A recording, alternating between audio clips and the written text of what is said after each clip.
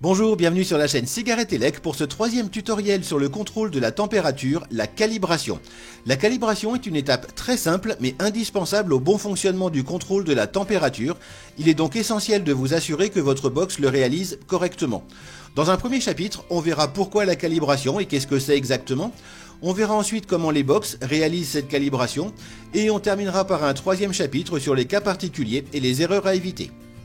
On a vu dans le premier tutoriel sur le contrôle de la température que les box ne peuvent pas mesurer directement la température du montage, mais elles peuvent déduire cette température en fonction de l'évolution de la résistance de ce montage. Plus le montage va devenir chaud et plus la résistance va augmenter.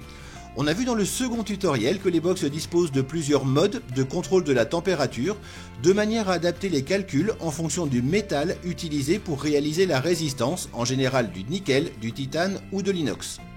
Le calcul réalisé par les box pour déduire la température en fonction de la résistance est relativement simple. Rassurez-vous, on ne va pas faire un cours de maths et en soi la formule n'a aucune espèce d'importance. Ce qu'il faut noter, c'est que la formule fait intervenir deux paramètres et la box a besoin de ces deux paramètres pour faire correctement le calcul.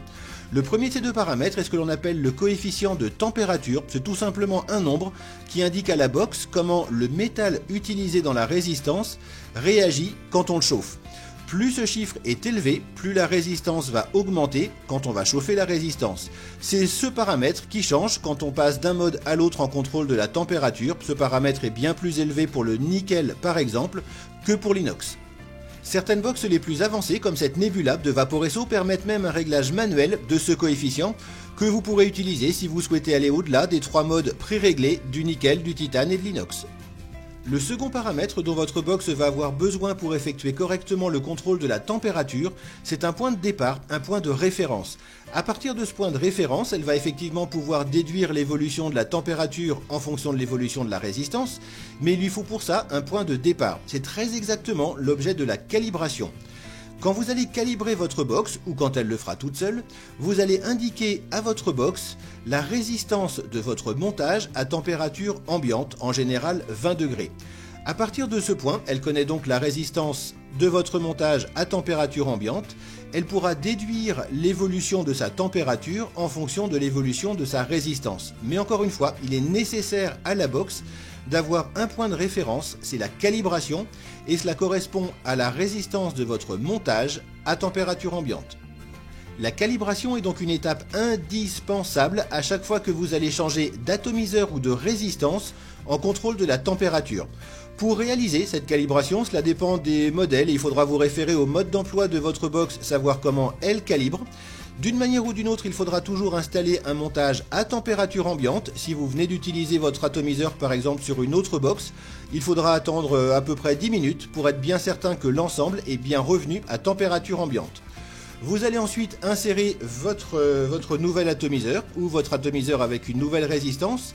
Et certaines box, beaucoup en fait même, vont vous demander s'il s'agit de l'ancien montage ou du nouveau montage. L'ancien montage correspond au fait d'avoir simplement dévissé et revissé votre atomiseur. Dans ce cas-là, il n'y a pas besoin de recalibrer puisque vous utilisez exactement la même résistance. S'il s'agit d'une nouvelle résistance ou d'un nouvel atomiseur, vous appuierez sur la touche plus de manière à indiquer à la box qu'il s'agit d'un nouveau montage et donc il faut qu'elle prenne la résistance qu'elle est en train de mesurer comme nouvelle valeur de référence. Deux remarques importantes pour terminer sur la calibration en contrôle de la température. La première, vous pouvez être amené à faire cette calibration à une température assez éloignée des 20 degrés, si par exemple vous êtes en extérieur et qu'il gèle. Dans ce cas, il faudra bien sûr faire la calibration.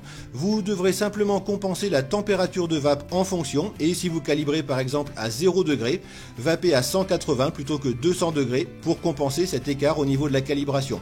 La seconde remarque, c'est que le contrôle de la température est très sensible aux mesures de résistance. Il est donc essentiel que l'ensemble de votre connexion, que ce soit au niveau de l'atomiseur ou au niveau de la box, soit propre de manière à ne pas fausser les mesures de résistance. Si vous avez la moindre question sur le contenu de cette vidéo ou sur n'importe quel produit de notre catalogue, n'hésitez pas soit à consulter le centre d'aide sur le site cigaretteelec.fr ou à nous contacter par email, téléphone ou sur la messagerie du site, on se fera un plaisir de vous répondre. Toute l'équipe de Cigarette Elec se joint à moi pour vous remercier d'avoir suivi cette vidéo et vous souhaiter une excellente vape.